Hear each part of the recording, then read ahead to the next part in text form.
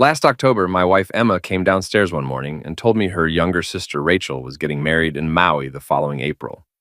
Her whole family was going parents, aunts, uncles, cousins, everyone. She mentioned it would be expensive, and I immediately did the mental math that comes automatically after over a decade of marriage.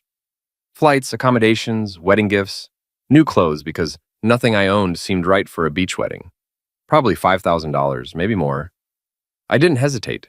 I had a bonus coming in March, and we had savings set aside, and Emma seemed relieved when I said we could make it work. Then she suggested something that seemed completely reasonable at the time. Since it was such a big expense, maybe she should handle all the bookings. She was better at finding deals, and Rachel had given her some family discount code for the resort. I agreed without a second thought because that's what trust looks like in a marriage. You let your partner handle things because you're a team. That was my first mistake. In November, Emma asked me to transfer $4,000 to her account for deposits. She explained the resort needed everything up front because it was peak season and flights were cheaper if we booked early. I transferred it immediately. I remember hovering over the confirm button for just a moment, feeling something I couldn't quite name, but I pushed it away. Emma was standing in our kitchen, looking tired and overwhelmed by all the planning, and I loved her. So I pressed confirm, and she thanked me with real gratitude in her voice. That's what made everything worse later. The fact that she genuinely seemed appreciative that I was funding my own exclusion. The months that followed had this strange quality to them. Emma spent hours on her laptop looking at travel sites and making notes. Sometimes I'd come home and she'd be on the phone with her mother, and they'd go quiet when I walked in. Not suspiciously quiet, just that natural pause in conversation. When I asked, Emma would say it was just wedding stuff, and I'd nod because her mother, Margaret, was intense about family events. I figured Rachel's wedding was being planned with military precision. At Christmas, we went to Emma's parents' house for the usual celebration. Rachel cornered me by the dessert table and said she was excited we were coming to Hawaii. Then she added something that stuck with me. She mentioned she was glad Emma was bringing me because Margaret suggested maybe it would be better if it was just blood family. But Emma had shut that down hard. I smiled and made some joke about not missing an open bar in paradise, but something twisted in my stomach and stayed there. That night driving home, I almost asked Emma about it, but she was humming along to the radio and looked so peaceful that I let it go. Another mistake. In February, I asked Emma over dinner if she'd finalized all the bookings. She said everything was set and she'd forward me the confirmation emails when we got home. She never did, but I was buried in a massive project at work, pulling 60-hour weeks, coming home exhausted. The wedding was this distant thing on the horizon while real life was deadlines and meetings. I trusted Emma to handle it. March arrived, and my bonus came through larger than expected. I transferred another $2,000 to Emma's account without her even asking. She seemed stressed and distant, spending more time at Rachel's apartment helping with last-minute wedding prep. I thought I was being a good husband by not complaining about the late dinners and distracted conversations. 3 weeks before we were supposed to leave, I was lying in bed scrolling through my phone when I decided to look up the resort out of curiosity. The Maui Paradise Resort looked incredible, with ocean view rooms and an infinity pool. I could picture Emma and me there with drinks watching the sunset. Maybe this trip would be good for us. Reset something that had felt slightly off in our marriage, though I couldn't name what exactly. I pulled up our shared calendar to check the exact dates. April 15th through 22nd, a full week in paradise. Then, because I'm thorough to the point of being obsessive sometimes, I opened my email and searched for confirmations from the resort or airline. I didn't find anything, but that wasn't unusual because Emma was terrible about forwarding things. I thought about texting her, but it was almost 11 at night and she'd be home soon from Rachel's place anyway. The Tuesday before our Thursday departure, I woke up thinking about packing. I'm the type who makes lists and lays everything out days in advance. Emma used to tease me about my dad energy, even though we don't have kids. That morning, I asked her to forward the confirmation emails because I wanted everything on my phone. She was checking her makeup in the mirror and didn't turn around when she said she had it all on her phone. Don't worry about it. Something about her tone made me stop. I asked again, said it would take 2 seconds. She turned and had this expression I'd never seen before, like she was doing complicated math in her head, trying to solve an equation made of lies.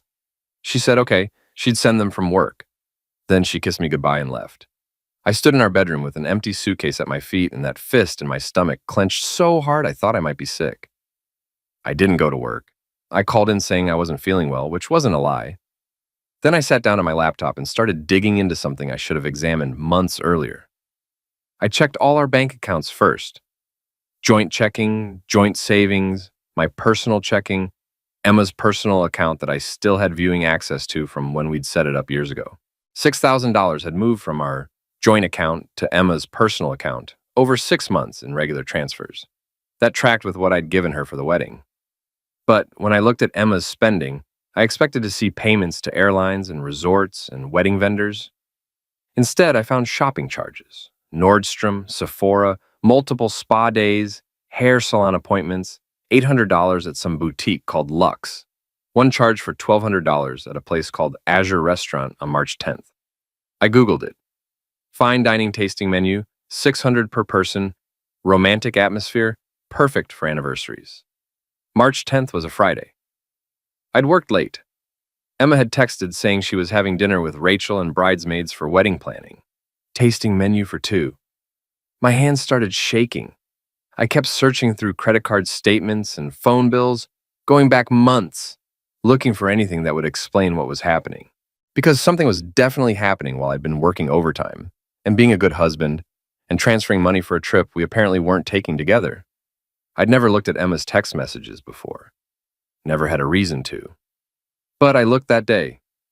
Found a thread with her mother from the previous week. Margaret asking if she was sure about this, saying it seemed cruel.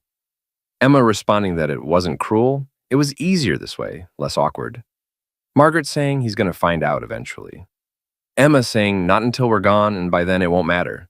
I read those messages over and over, trying to make them mean something else, trying to bend reality into a shape where my wife wasn't deliberately planning something that required my ignorance to work.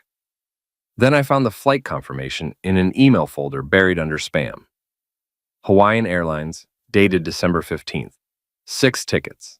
Margaret Johnson, Richard Johnson, Claire Chen, David Chen, Emma Anderson, Rachel Johnson. 6 tickets, not 7. I wasn't on that flight. I had never been on that flight.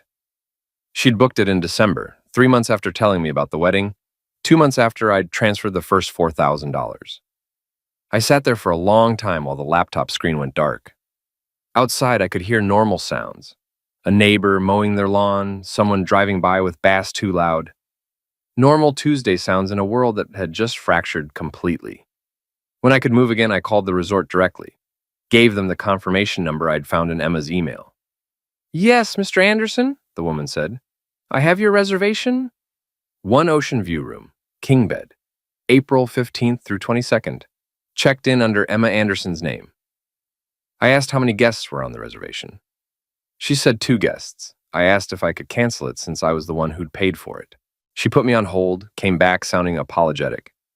She explained the room was part of a group block for the Johnson-Martinez wedding with a family discount, and if I canceled, the discount would be removed from 5 other rooms, 2 doubles and 3 singles, all for the same dates. The entire family had accommodations, everyone except me. I didn't cancel. Instead, I had the reservation transferred to my name only, removing Emma as a guest. The woman asked about the other guest, and I said they'd figure it out. Then I started looking for the real reason behind everything. I found it in Emma's email correspondence with someone named Tom from her office. The emails went back 18 months, started professional, moved to friendly, turned flirty, became explicit. I didn't read all of them because I didn't need to. I understood the shape of it. An affair that had been going on while I worked 60-hour weeks and played the faithful husband. When Emma came home that evening, I was making dinner, pasta carbonara, her favorite. I'd opened wine and set the table with our nice plates and lit candles. She stood in the kitchen doorway, looking confused and maybe scared. I smiled and said I felt like doing something nice since we'd both been so busy. We ate and talked about nothing, her day at work, the show we'd been watching. She was tense, kept glancing at her phone. After dinner, I poured more wine and told her I'd been thinking about Hawaii. She froze for just a second, just long enough. I continued casually, saying the work project was wrapping up and I was exhausted, really burned out. Maybe I should take extra time off, not just the week for the wedding, but more. Maybe I needed time to figure some things out. Life things, marriage things. She asked what things in barely a whisper. I said I'd made a decision. She was going to go to Hawaii and have an amazing time at her sister's wedding. And while she was gone, I was going to do some thinking. She started to speak, but I interrupted. I told her she'd have a great trip, and when she came back, we'd talk, really talk about everything. I suggested she stay in the guest room that night to give us both space. She left the room crying, and I washed the dishes alone, sitting in our kitchen while my wife cried one floor above me, and I started planning my exit. I didn't sleep that night. I made lists in our home office, my home office as I was starting to think of it. Things I needed to do before Emma left, things I needed to do while she was gone, things I needed to do after. I separated bank accounts mentally, changed passwords on everything in my head, drafted an email to my boss about taking emergency leave. At 3 in the morning, I heard Emma crying in the bathroom. Part of me wanted to comfort her, but I stayed in my chair. At 5, she left the house, her car starting and pulling away. Going to work early or going somewhere else, I didn't care anymore. I started packing. My brother David lives in Seattle. We're not particularly close, but we're not estranged either. We have the kind of relationship where you can call asking for a favor and get a yes. I told him I needed somewhere to stay for a while, maybe a long while. He asked what happened, and I said, Emma and I were done. It was complicated, I'd explain when I got there. He said, come up. They had a spare room. His wife Kate was a nurse with long shifts. David worked from home doing something in tech. They'd been married 8 years and still kissed goodbye every morning. I drove to the bank first, opened a new account in only my name, transferred exactly half of our joint savings. My half. I left her half untouched, because I'm not a thief. Then I went to see a divorce attorney who'd been recommended by a colleague. Michael Chen listened to everything without interrupting. At the end, he said, this was bad, but not as bad as it could be. No kids, everything documented, I discovered it before she left instead of being blindsided later. Most importantly, I'd kept my head instead of confronting and making it ugly. He told me to disappear while Emma was in Hawaii. Not legally, just make myself unavailable. Don't answer calls or texts. Let her come back to an empty house and an absent husband. See what she does when she thinks nobody's watching. People reveal themselves, he said. I went home and packed thoroughly. Clothes, laptop, important documents, photo albums from before we went digital. I left my wedding ring on the kitchen counter with a short note. Emma, I know, take your trip. We'll talk when you get back. I didn't specify what I knew. Let her wonder.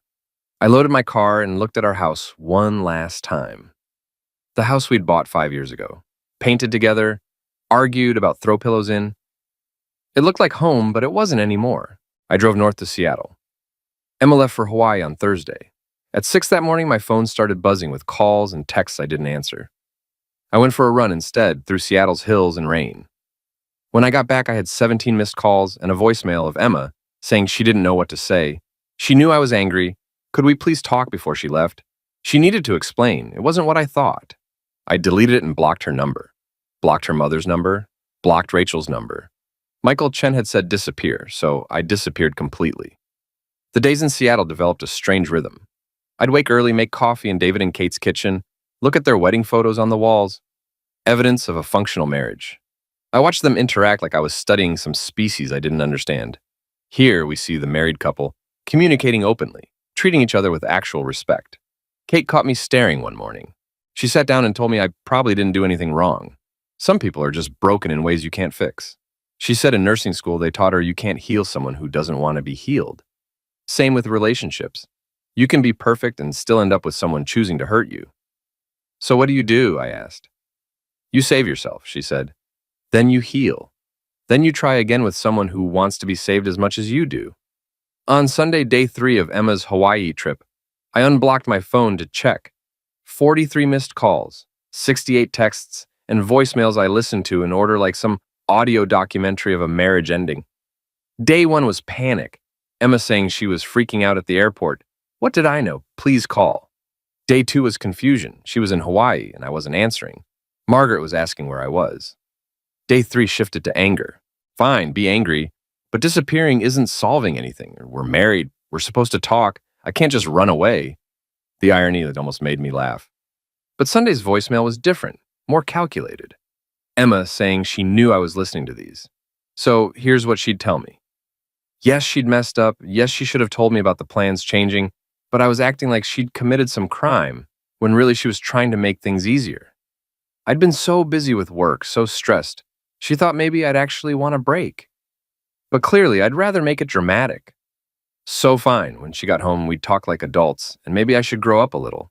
I played that one 3 times, listening to how she shifted blame and made herself the sufferer and turned my pain into my immaturity. I called Michael Chen, and he told me to keep recording everything and stay disappeared. While Emma was in Hawaii, I kept investigating digitally.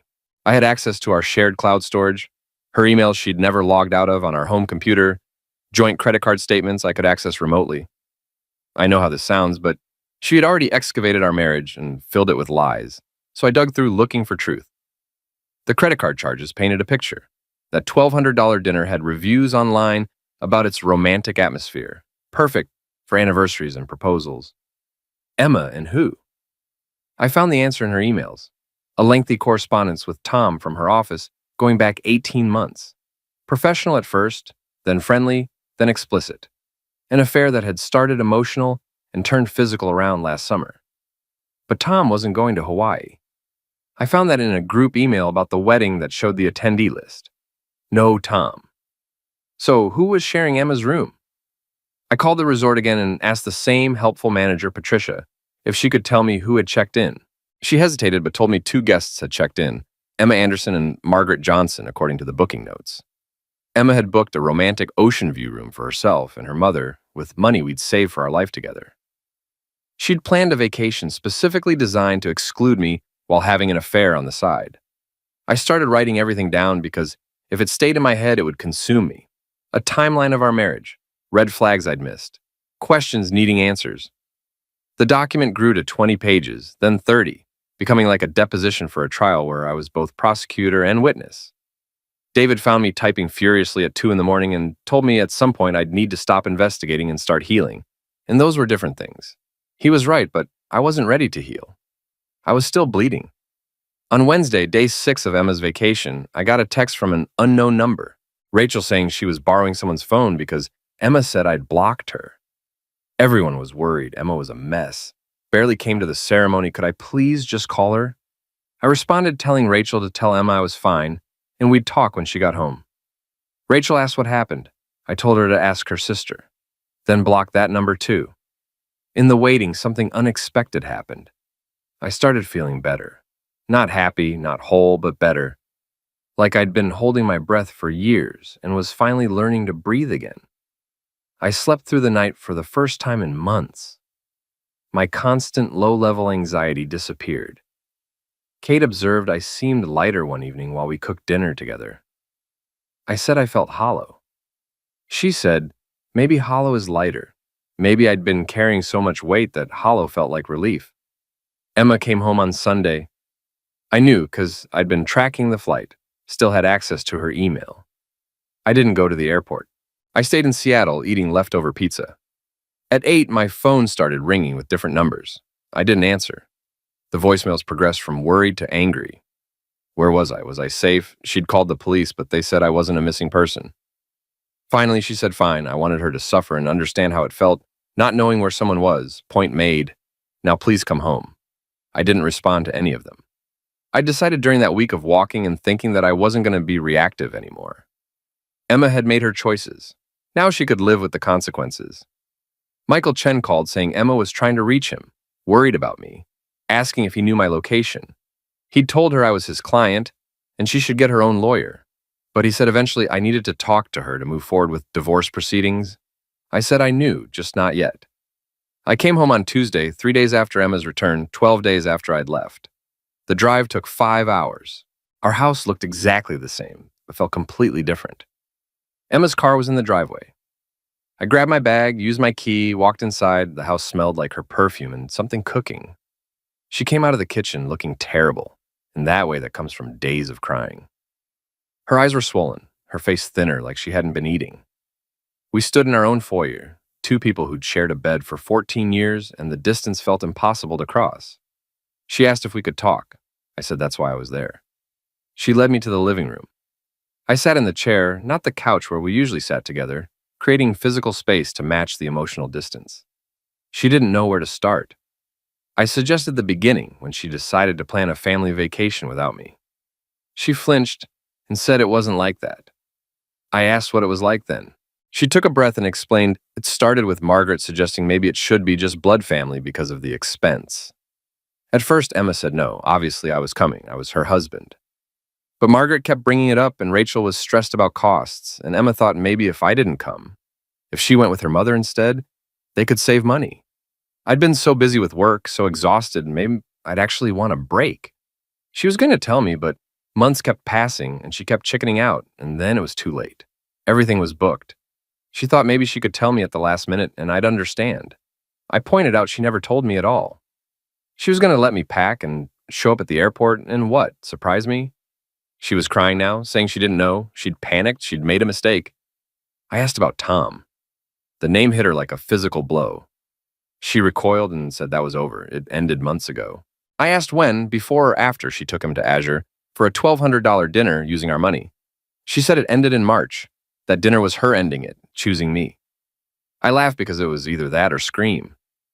She chose me by planning a vacation without me, by spending our savings on everything except what she said, by lying for months. She was sobbing that ugly kind of crying where you can't catch your breath. She said she loved me, we could fix this, go to counseling, please don't give up on us. I told her the worst part wasn't even the affair, it was Hawaii.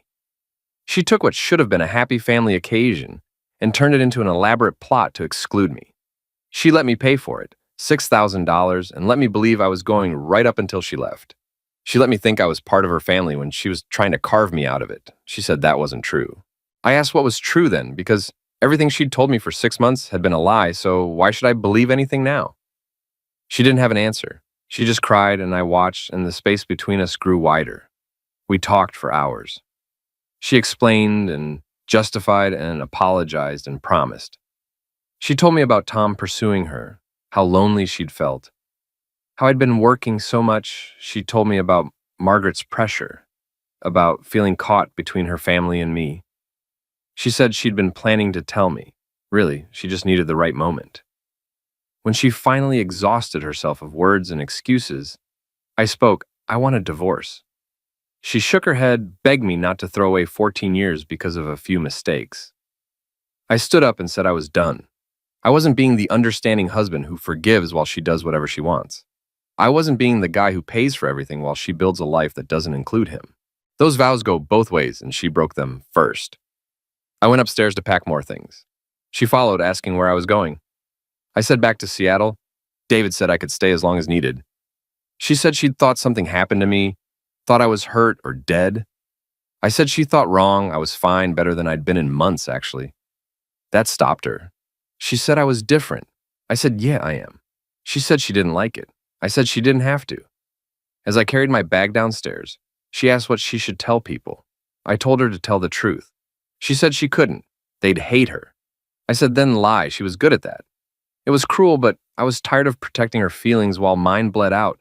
At the door, I stopped and told her that, for what it was worth, I really had loved her. Completely. I'd have done anything for her. But it wasn't enough. Or maybe it was too much. Either way, I was done trying to make sense of it. My lawyer would reach out about the divorce. No calls, no texts, no surprise visits to Seattle. From now on, everything went through attorneys. She said that was cold. I said maybe, but paying for a family trip I wasn't invited to was colder. So no, she didn't get warmth from me that night. I got in my car and drove off without looking back. The divorce dragged on for 9 months. Lawyers, mediation, endless lists of what belonged to who. 9 months of dividing furniture, finances, and even friends. Emma fought at first. She wanted counseling, sent long emotional emails I never read, just forwarded to Michael, my lawyer. By month 4, she gave up and signed. We split everything down the middle. Sold the house, split the money, ended the life we'd built. I stayed in Seattle. First in David and Kate's guest room, then in my own small apartment in the Pearl District. I landed a job managing projects, made new friends, and started therapy. Patricia Moore told me recovery isn't a straight line. Some days would feel fine, others wouldn't, and that was normal. She asked what kind of healing I wanted. Did I want to stay angry and let this shape me, or learn from it and move forward? Both were choices, she said. but only one led to peace. 10 months after the divorce, I got a message on LinkedIn from Rachel. She said she was sorry for everything.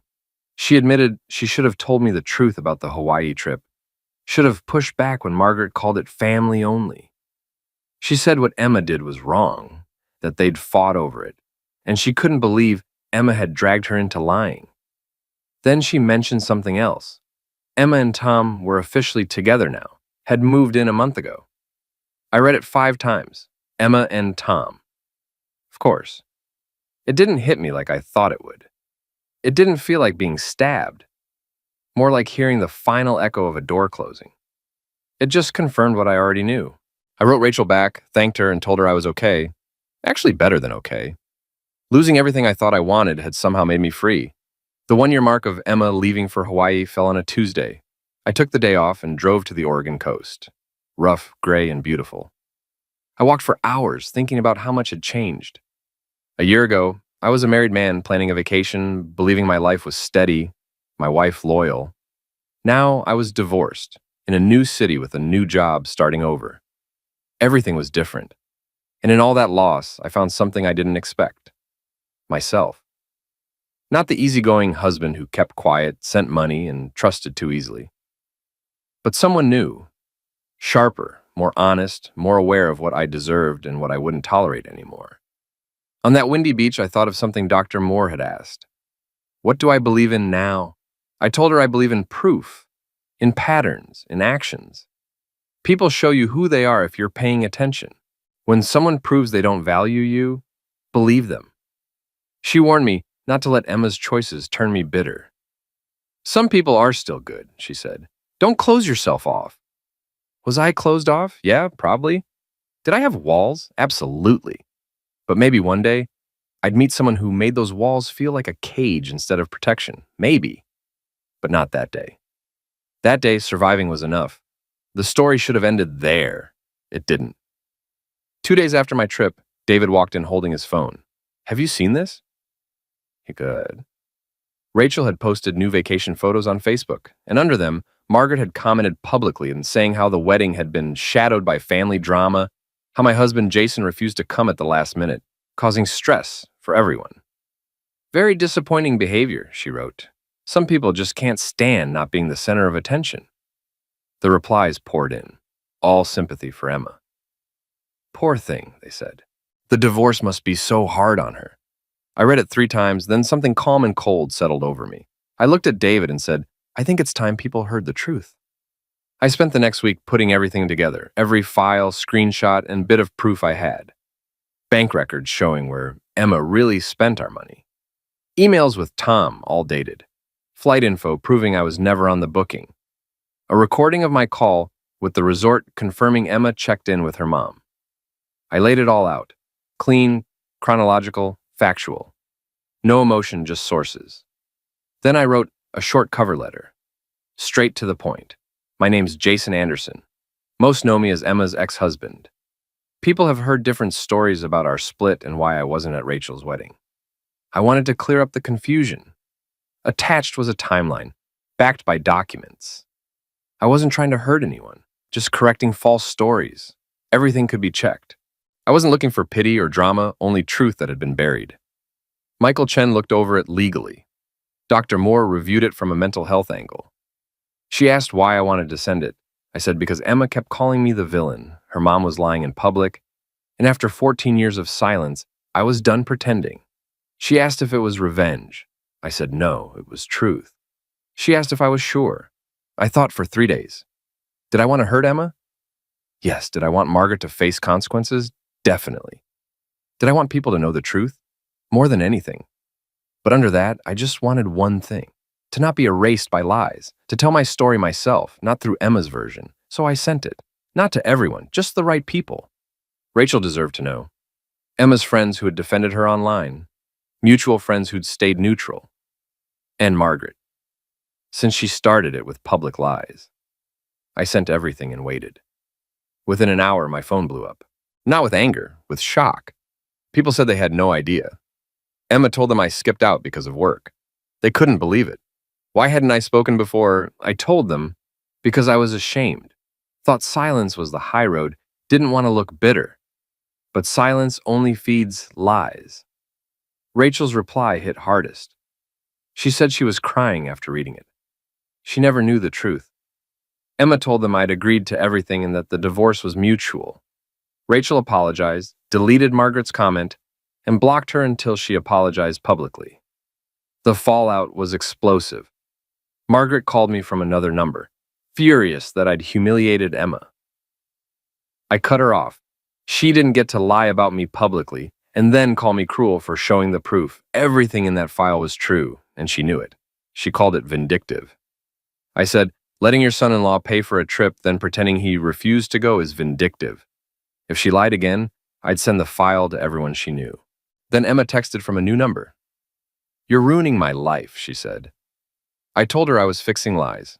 She said everyone hated her now, even Rachel. What more did I want? I said, for you to stop lying. She said I'd exposed her private life. I said she made it public first. Every time she painted herself as the sufferer, she said she hated me, and I said, good, we're even. Then I blocked her and changed my number. Now I'm sitting in a Seattle coffee shop. It's been 2 years since Emma left for Hawaii, a year since the divorce, 6 months since I sent the truth out. People ask if I regret it. Yes and no. I regret that it had to happen. I regret trusting someone who didn't deserve it. But I don't regret telling the truth, not one bit. Here's what I've learned. Silence protects liars. Staying quiet only helps them keep control. I was done letting others rewrite my life. The fallout was messy. Emma lost friends, Margaret apologized publicly, and Tom and Emma split 3 months later. I won't lie, that felt good. But more than revenge, telling the truth set me free. Free from secrets. Free from carrying everyone else's comfort. Dr. Moore says I'm doing better than most. I'm not sure I'd say better, but I'm stronger, tougher, more careful. I double-check everything, trust slowly, keep proof. Some call it paranoia. I call it experience. But I'm also softer, more open to good people, more hopeful that something real can exist. David and Kate say I'm ready to date. They've tried setting me up. I haven't said yes yet. Last week I met someone by accident, Sophie, an art conservator. Paint on her hands, curls, glasses, quiet charm. We talked 20 minutes and swapped numbers. For the first time in 2 years, I felt a spark again. Not ready yet, but someday. That feels like healing. If you've read this far, here's my takeaway. Trust your gut when something feels off. Love needs more than love. It needs respect and honesty. Be open with money. Don't let silence hide the truth. Keep proof, because without it, truth is just another story. Other people's lies don't define your worth. Healing takes time. You can't fix a relationship alone. Sometimes the best thing you can do is tell the truth and walk away. You're allowed to start over and build something new. I still think of Emma sometimes, wonder if she realizes what she broke. But that's not my burden now. I'm living my life, building something new. Maybe I'll text Sophie tomorrow. Maybe not. The point is, I can choose, and that freedom is worth everything I lost. I disappeared, rebuilt, and survived. If you're where I was, listen, you're not crazy. Your instincts are right. You're allowed to save yourself, even if you have to start from nothing.